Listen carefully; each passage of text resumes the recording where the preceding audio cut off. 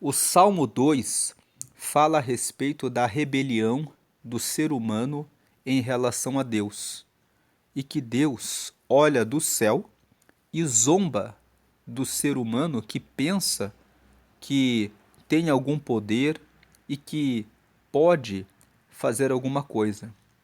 O Salmo 2 mostra que Deus zomba do ser humano, no sentido de que ele tem imaginações, de que tem todo o poder, e que o próprio Deus, Criador dos céus e da terra, designou o rei dessa terra, entregando esse reinado para o seu filho, que, no caso, é Jesus.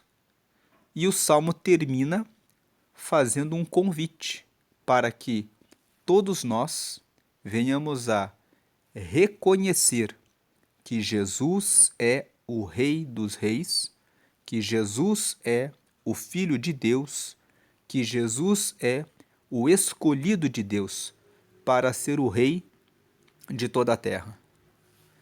Eu dividi o Salmo 2 em 4 partes, porque ele se divide em 4 partes, e eu coloquei 4 cores diferentes para mostrar aqui as 4 etapas desse Salmo 2. A primeira etapa mostra os homens duvidando do poder de Deus. Mostra os homens querendo questionar a existência de Deus. Nós vemos isso aqui nos versículos 1, 2 e 3, que estão na cor vermelha. Por que se amotinam as nações e os povos imaginam coisas vãs? 2. Os reis da terra se levantam, e os príncipes juntos se mancomunam contra o Senhor e contra o seu ungido, dizendo, versículo 3, rompamos as suas ataduras e sacudamos de nós as suas cordas. Então, esses 3 primeiros versículos, o salmista, ele traz uma indagação, uma pergunta. Por que que as nações se reúnem? E por que que os povos ficam imaginando coisas vãs? Coisas como, por exemplo, Deus não existe, Deus não reina, Deus não governa. Nós somos os donos do mundo. Nós podemos fazer o que nós bem queremos, nós bem entendemos. Nós estamos vivendo tempos assim, em que as pessoas de todo o mundo, de todos os povos, de todas as línguas, de todas as nações, questionam a existência de Deus. Muitas pessoas duvidam que Deus existe. E elas ficam pensando, eu vou fazer isso, eu vou fazer aquilo, eu vou fazer aquele outro negócio, e elas não perguntam a respeito de Deus. O versículo 2 fala, os reis da terra se levantam e os príncipes juntos se mancomunam contra o Senhor. Ou seja, os reis da terra não é propriamente presidentes, reis, rainhas. Os reis da terra falam a respeito de todos os seres humanos. Nós temos livre-arbítrio. Você e eu somos os reis, os governadores, os diretores, os presidentes da nossa vida. Depois que nós ganhamos a maioridade e que não estamos mais debaixo da autoridade dos nossos pais, nós podemos governar e reinar a nossa vida como bem queremos. Então, quando o versículo 2 fala assim, os reis da terra se levantam, ele está dizendo assim, as pessoas da terra se levantam e os príncipes juntos se mancomunam. Os príncipes está falando a respeito dos nossos filhos. Então, os seres humanos se levantam contra Deus e os seus filhos, os seus netos, as pessoas que vão aprendendo a andar longe de Deus, vão se reunindo e juntas elas se levantam contra o Senhor. Quando o texto da Bíblia coloca o Senhor totalmente aqui em letra maiúscula, significa que no texto original esse Senhor está se referindo ao Deus Yahvé. Significa que está se referindo ao Criador. E o versículo 2 fala assim, os reis da terra se levantam e os príncipes juntos se mancomunam contra o Senhor, que é o Yahvé, o Deus Criador, e contra o seu ungido. O seu ungido, essa palavra ungido no texto original é e contra o Messias, e contra aquele que foi escolhido pelo Senhor. Esse ungido é a pessoa de Jesus Cristo. Então, o versículo 2 está dizendo: eles se levantam contra Deus, Criador dos céus e da terra, que é o Senhor Yahvé, e contra o seu ungido, que é Jesus, dizendo: o que as pessoas dizem? Versículo 3: rompamos as suas ataduras e sacudamos de nós as suas cordas. Nós sabemos que Jesus, ele morreu crucificado. Colocaram ele em uma sepultura e quando fala aqui em ataduras, nós colocamos ataduras para os locais onde nós fomos feridos. O que as pessoas dizem é: vamos romper tudo o que diz respeito a Jesus e vamos sacudir de nós as suas cordas. Em outras palavras, nós não queremos nenhum envolvimento, não queremos nenhum relacionamento com Jesus. Vamos cortar da nossa vida tudo que diz respeito a esse nome. Nós não queremos nada com Jesus. Essa é a primeira parte e colocamos em vermelho porque o vermelho simboliza o juízo, simboliza o que essas pessoas fazem em relação a Deus. A segunda parte está em azul, e é o versículo 4, 5 e 6, porque o azul é a cor do céu. Representa o que Deus fala para essas pessoas. Versículo 4: aquele que habita nos céus, que é Deus, se rirá. Então, aquele que habita nos céus, que é Deus, ele dá risada dessas pessoas que se levantam contra ele.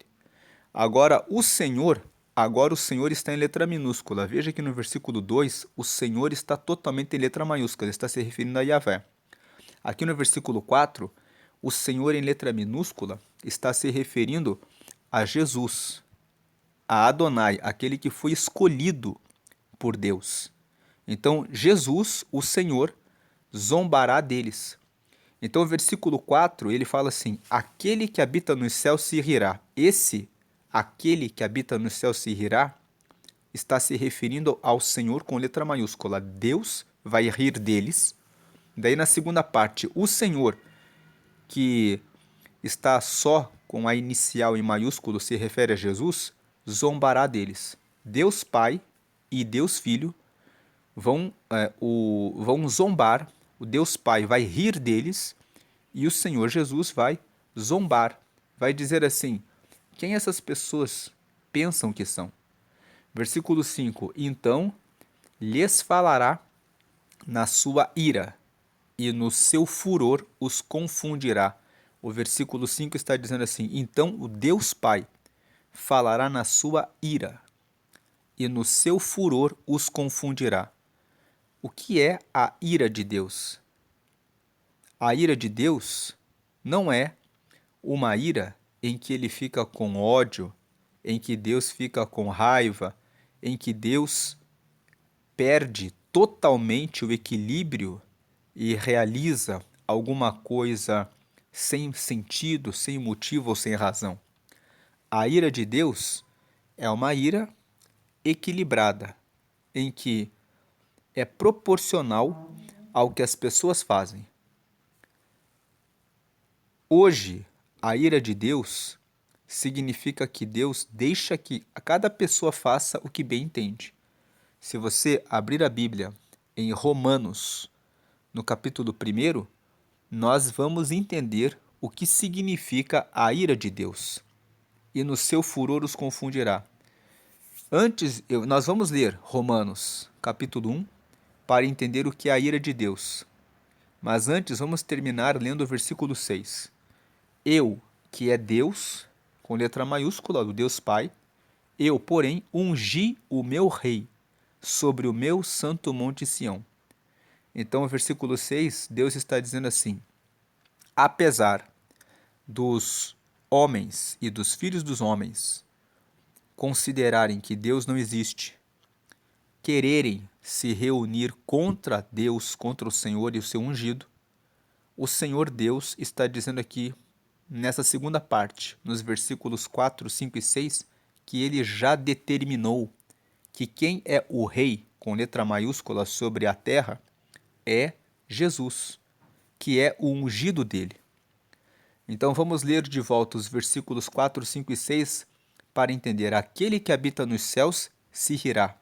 O Deus Pai vai rir deles. O Senhor, com letra só a inicial maiúscula, se refere a Jesus. Jesus zombará deles junto com Deus. Versículo 6. Então Deus, o Deus Pai, lhes falará na sua ira, e no seu furor os confundirá. Já vamos ler Romanos 1 e vamos entender o que é essa ira de Deus. E aí no versículo 6, e Deus, porém, ungi o meu rei, eu já designei Jesus para ser o rei dos reis sobre a terra. Eu ungi o meu rei sobre o meu santo monte Sião. O monte Sião é um monte que fica na cidade de Jerusalém, que o povo de Israel considera que é o monte de Deus.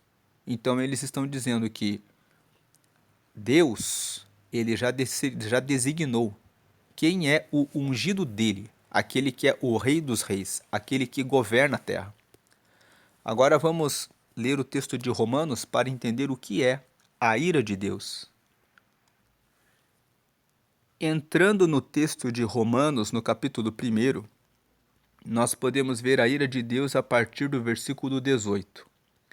Veja que o texto diz assim: porque do céu se manifesta a ira de Deus sobre toda impiedade e injustiça dos homens, que detêm a verdade em injustiça.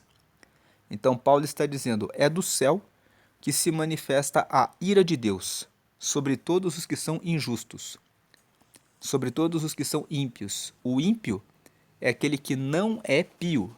Pio é aquele que é bondoso. Pio é aquele que tem piedade. O ímpio é aquele que não tem piedade. Ele não é pio. Ele não é piedoso. Então ele não está relacionado com nada que é bom. Então, porque do céu se manifesta a ira de Deus sobre toda impiedade, sobre todas as práticas contra o bem e sobre a injustiça dos homens. Justiça na Bíblia significa a vontade de Deus. Então, sobre toda a maldade, que é impiedade, o que não é bom, o que não é pio, e sobre a injustiça, o que é contra a vontade de Deus, que os homens praticam, que detêm a verdade em injustiça. Em outras palavras, eles dizem: Deus, que é a verdade, não existe. Então eles pegam a verdade, detêm a verdade em injustiça. Versículo 19. Porquanto o que de Deus se pode conhecer, neles se manifesta, porque Deus lhe manifestou. O versículo 19 está dizendo: por que do céu se manifesta a ira de Deus sobre toda a maldade, sobre toda a injustiça dos homens, que detêm a verdade e a injustiça? Porque o que de Deus se pode conhecer se manifesta no próprio corpo dos que são rebeldes contra Deus. Porque Deus manifestou para os ímpios e para os injustos. Na própria vida deles, Deus manifestou o poder que ele tem. Como assim? Versículo 20. Porque as suas coisas invisíveis, as coisas invisíveis de Deus, desde a criação do mundo, tanto o seu eterno poder como a sua divindade se entendem e claramente se veem pelas coisas que estão criadas, para que eles fiquem inexcusáveis. Paulo, que escreveu essa carta, está dizendo: quando você olha para a natureza e você vê tudo o que existe, você consegue perceber que Deus existe. Mas indo mais além, quando nós olhamos para o funcionamento do nosso próprio corpo físico, o poder que os nossos olhos têm de enxergar com tanta clareza, com tanta nitidez, muito superior a qualquer câmera de última geração que possa existir. As câmeras mais poderosas que existem não têm a acuidade que os nossos olhos têm. Por mais que tenham criado a inteligência artificial, o ser humano ainda tem a sua mente muito mais capaz. Tanto que a inteligência artificial depende de um programador, depende do ser humano. Então, com isso, nós vemos que o ser humano ele é cheio de qualidades, atributos que refletem a grandeza e a glória de Deus. Quando o ser humano olha para o funcionamento dos seus pulmões, de toda a sua estrutura óssea, de como Deus criou toda a sua estrutura, como uma criança nasce e é gerada no ventre de uma mulher, ele vai percebendo que existe um poder eterno de Deus. É isso que Paulo está dizendo. Então o versículo 21 fala, porquanto, tendo conhecido a Deus, ou seja, olham para o próprio corpo, veem que existe algo sobrenatural, extraordinário, que só pode ser Deus, que é Deus, eles não o glorificaram como Deus, nem lhe deram graças. Antes, em seus discursos, se desvaneceram, e o seu coração insensato se obscureceu. Em outras palavras, os seres humanos, ao invés de olharem para si mesmos e verem a glória de Deus, eles se colocaram como arrogantes. Eles não glorificam a Deus. Eles dizem, vai saber se foi Deus que criou tudo isso. Vai saber se não foi a força da natureza. E eles não deram graças a Deus, mas em seus discursos se desvaneceram, ou seja, se perderam, se derreteram, com seus discursos dizendo, Deus não existe. A ciência explica tudo o que acontece em nosso corpo e tudo o que acontece na natureza, e nós estamos avançando no conhecimento e na nossa inteligência humana e nossa razão, e Deus não existe. E o seu coração insensato se obscureceu. O coração que não tem bom senso de reconhecer a Deus ficou escuro. Versículo 22, dizendo-se sábios, tornaram-se loucos. Versículo 23, e mudaram a glória do Deus incorruptível em semelhança da imagem de homem corruptível. Em outras palavras, ao invés de darmos glória ao Deus que não é corruptível, que é incorruptível, eles mudaram esse Deus incorruptível, a glória dele, em semelhança da imagem de homem corruptível. Eu olho para a imagem de um cantor, de um artista, de uma celebridade, que é um homem, uma pessoa como eu, como você, e que é corruptível. E eu coloco essa pessoa em lugar de Deus e adoro essa pessoa. Um artista, um cantor, um líder, alguém que eu admiro e que, na verdade, é mortal, como eu e como você.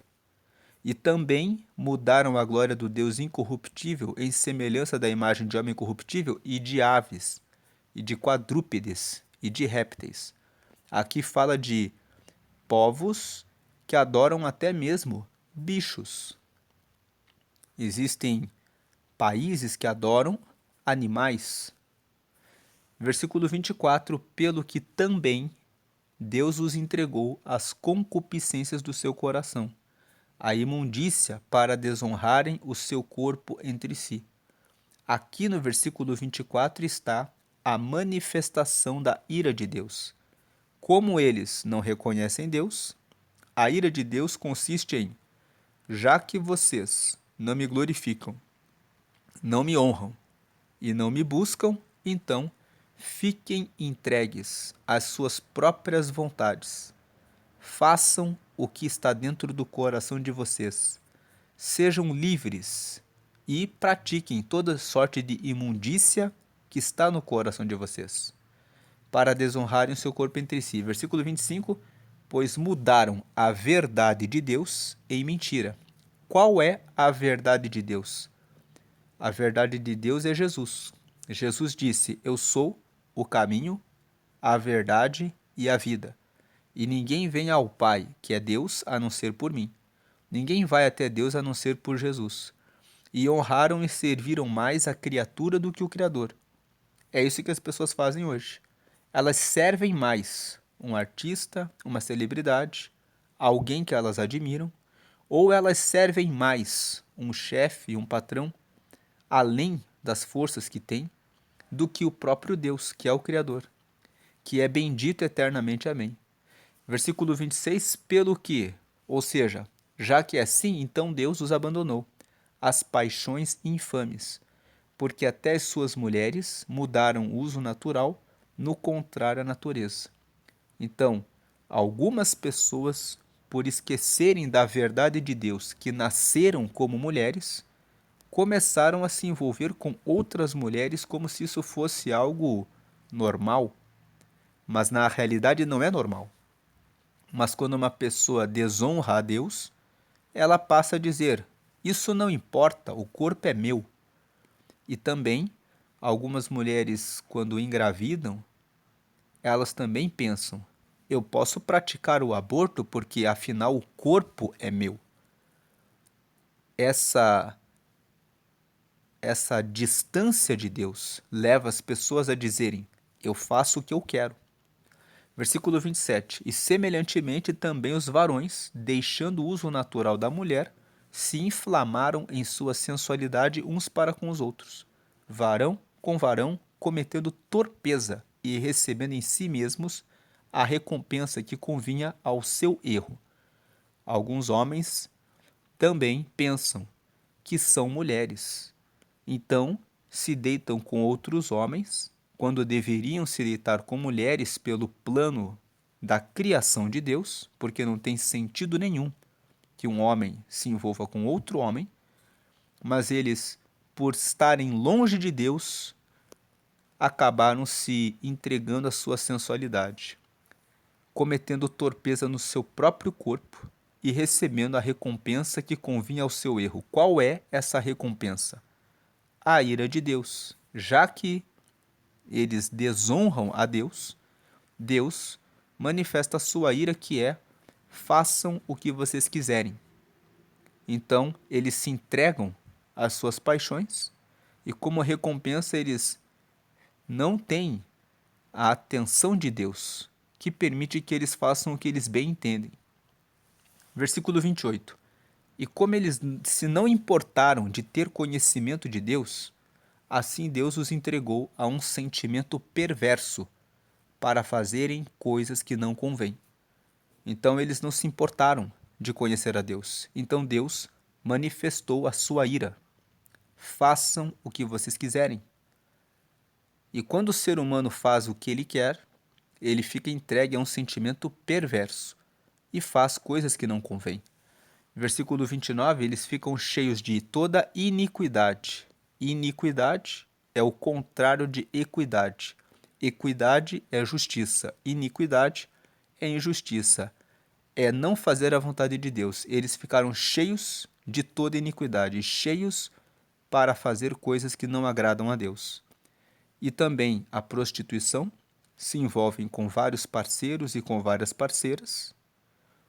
Malícia, olham para as pessoas com intenções sexuais maliciosas, carregadas de perversidade. Avareza, se prendem a amar o dinheiro e a toda sorte de questões ligadas ao dinheiro. Maldade, cheios de inveja, olhando sempre para outras pessoas e fazendo comparações da sua vida com os outros, desejando a desgraça do próximo, que o outro não tenha aquilo que ele não tem, aquilo que ela não tem. Homicídio são pensamentos de morte. O homicídio aqui não é só aquele que mata, é o que mata o corpo e é também aquele que fica pensando na desgraça do próximo. A contenda, que é ficar o tempo todo em conflito, em guerras e discussões. O engano e a malignidade, que é o fato de sempre praticar o mal. Versículo 30, sendo murmuradores. Se você é murmurador, reclama da vida, isso mostra desonra a Deus. Aquele que honra a Deus diz: o Senhor é o meu pastor e nada me faltará. Aquele que honra a Deus diz: estou passando por uma prova, mas o Senhor está comigo. Mas o murmurador, ele reclama da vida, de tudo. Sendo murmuradores, detratores. Os murmuradores são aqueles que reclamam, os detratores são aqueles que usam a boca para derrubar e destruir a fama, a reputação de outras pessoas. Aborrecedores de Deus, pessoas que vivem falando mal a respeito de Deus, questionando, dizendo: será que Deus existe? E corrompendo quem acredita em Deus, dizendo: por que você segue a Deus? Injuriadores. Injúria é quando você diminui a honra subjetiva da outra pessoa. É aquele que ataca raça, ataca cor, ataca estatura, ataca nível econômico, ataca roupa, sapato, modo de ser de outras pessoas. Ele desonra outras pessoas, ele pratica injúria. Soberbos, que são os arrogantes, orgulhosos, eles dizem: Deus não existe. Eles dizem: quem sabe se ele existe? São presunçosos, consideram que são mais do que outras pessoas e que sabem das coisas. São inventores de males, pessoas que inventam mentiras, coisas terríveis a respeito das outras pessoas, ou se não estão criando planos de coisas ruins. Desobedientes ao pai e à mãe, desonram os pais. Versículo 31, nécios, nécios significa tolos. Infiéis nos contratos, pessoas que não cumprem os contratos. Sem afeição natural, não tem amor em relação ao próximo, em relação às pessoas. Aquela mãe que abandona o filho consegue abandonar o filho numa lata de lixo e dizer assim: nasceu, fique por aí. Irreconciliáveis, não tem conversa. Sem misericórdia, não tem compaixão do próximo. Versículo 32, os quais, ou seja, todas essas pessoas, conhecendo a justiça de Deus, conhecendo a vontade de Deus, porque justiça de Deus significa a vontade de Deus, que são dignos de morte os que tais coisas praticam, não somente as fazem, mas também consentem aos que as fazem. Então, essas pessoas são as que praticam a rebelião, aquelas que nós lemos agora no Salmo 2, nos versículos 1, 2 e 3. Aqueles que sabem que Deus é Deus, que Ele existe, mas que pervertem tudo que diz respeito a Deus e desonram a Deus. Deus os entrega a sua ira. E como nós lemos aqui, a ira de Deus é que Deus entrega os que são rebeldes para que façam todas essas coisas, para que pratiquem todos os atos de maldade e fiquem acorrentados fazendo essas coisas erradas, uma vez que desprezam Deus. Voltando para o Salmo 2, entendemos agora o que significa o versículo 5. Então lhes falará na sua ira e no seu furor os confundirá. A palavra ira também se refere no sentido escatológico. Escatológico significa o estudo das coisas do futuro. Então, scatos, é aquilo que é do futuro. E logos é estudo. Então, escatologia é o estudo das coisas do futuro.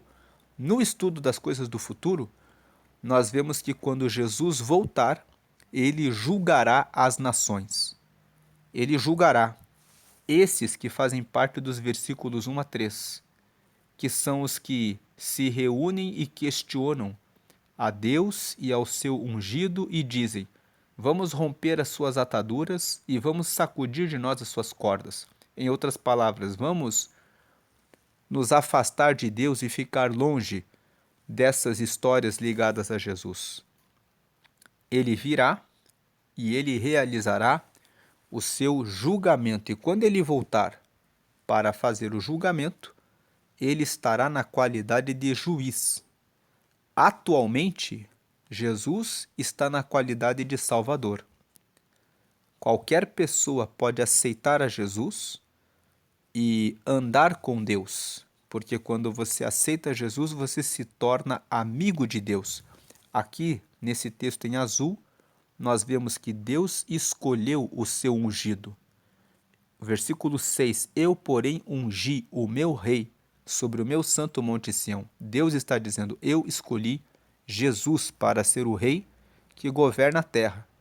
Então, todo o que receber a Jesus terá acesso ao Pai, a Deus Criador, o Senhor, com letra maiúscula, o Senhor Todo-Poderoso. Você quer receber a Jesus? Se você ainda não recebeu, você tem a chance de fazê-lo agora. Faça essa oração comigo. Diga assim: Senhor Jesus, eu te aceito como meu único Senhor e Salvador. Escreve o meu nome no céu no teu livro da vida e me dá o teu Espírito Santo para me guiar até a eternidade. Amém. Com essa oração você acabou de aceitar a Jesus como teu Senhor. Então você agora reconhece que Jesus é o ungido de Deus e que existe um Deus Pai, que é o Criador que criou todas as coisas nos céus e na terra. Você acabou de reconhecer que Ele é o teu Salvador, que você precisa do sacrifício que Ele derramou na cruz para ter a salvação. Quando Ele morreu ali, o sangue dele foi vertido e com aquele sangue nós estamos justificados dos nossos pecados. Você pediu para Ele anotar o seu nome no livro da vida, que é o livro que está no céu, onde estão os nomes dos que receberam Jesus, como você fez agora. E você pediu para ter o Espírito Santo, que é o próprio Espírito de Deus e que vai guiar você para fazer o que é correto para chegar até o céu. Agora você deve procurar uma comunidade de fé, uma igreja, batizar-se em águas. O batismo nas águas representa que você deixa a sua vida antiga e quando você sai das águas, você é uma nova criatura para servir a Jesus.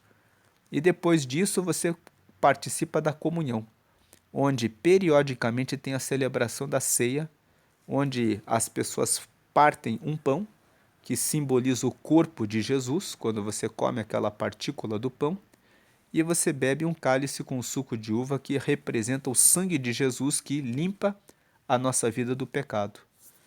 O sangue de Jesus é muito importante.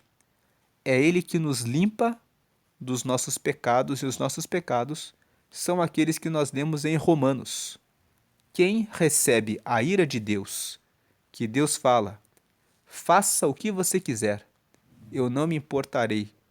Você tem o direito de fazer tudo o que você quiser, acaba caindo nas práticas daquelas condutas que nós lemos em Romanos.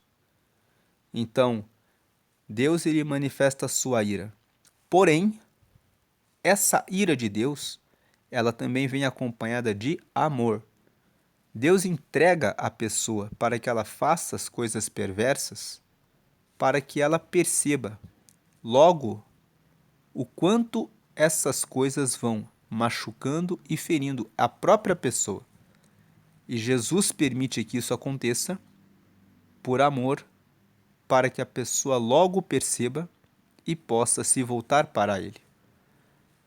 Quando o pecador, o ímpio, o iníquo, o injusto, o infiel e aquele que pratica todas aquelas coisas que nós lemos se arrepende, ele está pronto para perdoar e trazer uma nova vida para a pessoa. Então Jesus e o próprio Deus desejam que as pessoas se arrependam da sua rebelião e com o arrependimento sincero se voltem para Ele. Agora nós vamos ler os versículos 7, 8 e 9 que estão em amarelo, porque o amarelo, aqui é um laranja, né? Foi o mais próximo que eu achei do amarelo, mas a ideia era colocar a cor amarela, porque a cor amarela simboliza a cor dos reis. Aqui nos versículos 7, 8 e 9, Jesus está falando que ele aceitou o reinado que ele recebeu do seu pai. Então, no versículo 7, Jesus está dizendo: eu recitarei o decreto.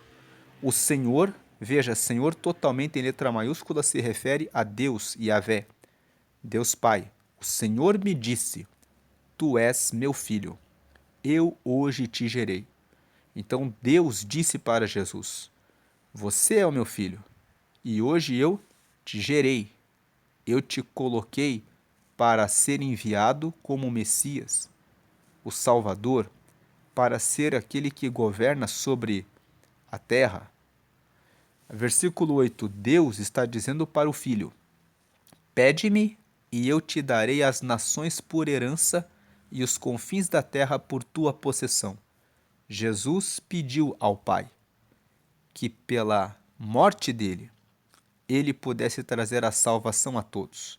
Então o versículo 8 está dizendo que o Pai disse para o Filho: peça e eu te darei as nações por herança e os confins da terra por tua possessão. Isso significa que Deus entregou para Jesus o reinado de toda a terra, de todos os lugares, povos, tribos, línguas e nações. Isso quer dizer que, no dia em que vier o juízo final, todas as pessoas, de todos os povos, tribos, línguas e nações, se dobrarão diante dele, pois ele é o Senhor. O Senhor com a inicial maiúscula, porque tem o Senhor com o que é totalmente letra maiúscula, que simboliza Deus. Ele é o Senhor sobre a terra. Versículo 9. Tu, Deus falando para o filho, tu os esmigalharás com uma vara de ferro, tu os despedaçarás como um vaso de oleiro. Deus está dizendo: eu entreguei todo o poder. Vara fala de direcionamento, e vara de ferro fala de poder, de direção, que é verdadeiro, que realmente tem força. Por isso a vara de ferro. Tu os despedaçarás como um vaso de oleiro. Um vaso de oleiro é um vaso de barro. Se você tem uma vara de ferro e bate num vaso do oleiro, você quebra aquele vaso facilmente. Deus está dizendo que tu os esmigalharás. O Senhor, quando vier e fizer o julgamento, ele terá a direção de ferro, direção com poder, ele tem todo o poder, e ele vai despedaçar a todos os como um vaso de oleiro. Ele vai realizar o julgamento com grande autoridade e poder. Então aqui os versículos 7, 8 e 9 é Jesus dizendo: eu vou recitar o decreto, eu vou dizer a lei que saiu do meu Pai, que é o Senhor com letra maiúscula. O meu Pai disse: tu és o meu filho e hoje te gerei. Foi o Pai que disse para eu pedir, porque ele vai me dar as nações por herança e os confins da terra pela minha possessão. Foi o Pai que disse isso para mim.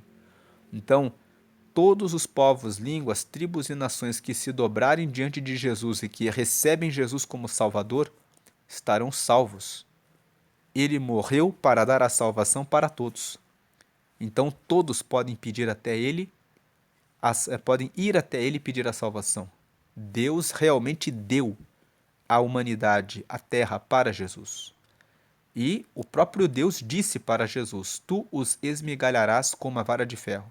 Aqueles que não receberem a palavra serão esmagados como se ele estivesse com uma vara de ferro, tu os despedaçarás como um vaso de oleiro. Essa palavra mostra que Deus deu todo o poder para Jesus.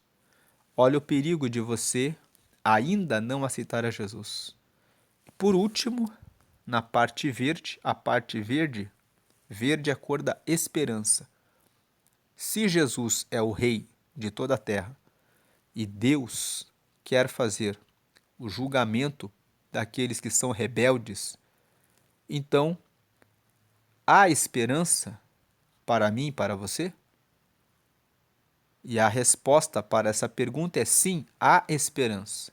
E a esperança, que está aqui pintada em verde, nos versículos 10, 11 e 12, nos diz: agora, pois, ó reis, em outras palavras, agora, Diante desse conhecimento que nós acabamos de ter, de que Deus é soberano e reina sobre o céu e a terra,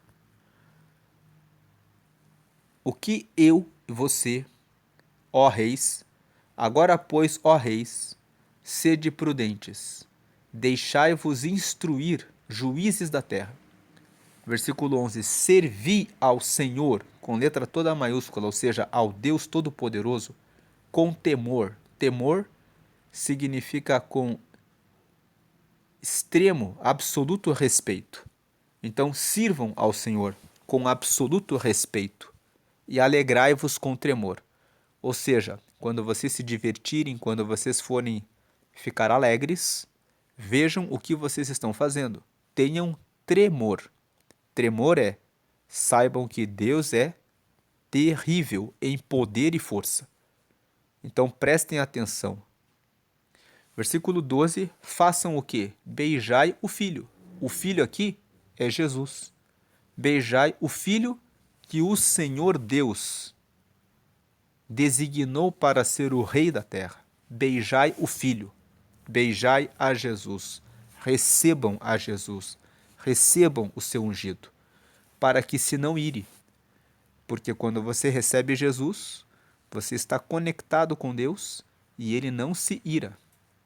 E é bom quando ele não se ira, porque quando ele não se ira, ele fala conosco, ele responde às nossas orações, ele fala, filho, você está fazendo errado, mude a rota, porque ele mostra o cuidado, ele fala com aqueles que recebem a correção que vem dele, mas ele se ira, ele deixa aquele que não o honra e que não quer saber dele, que faça o que bem entende.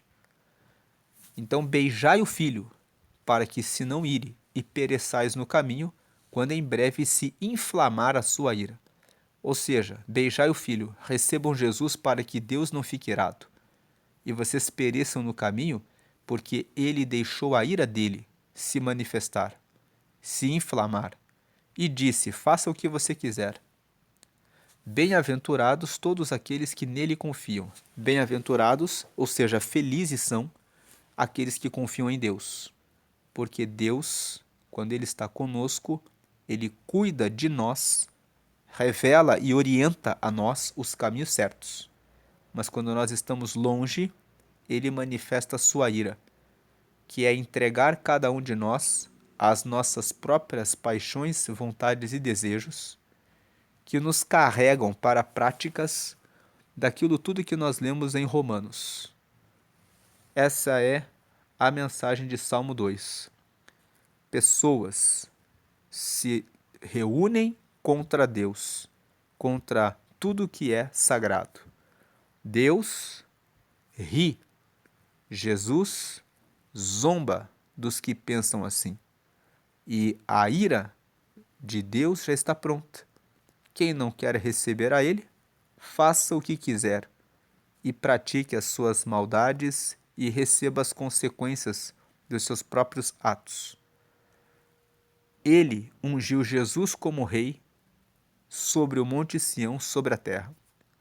Jesus, aqui no 7, 8 e 9, ele fala, o Senhor me chamou de meu filho, eu hoje te gerei.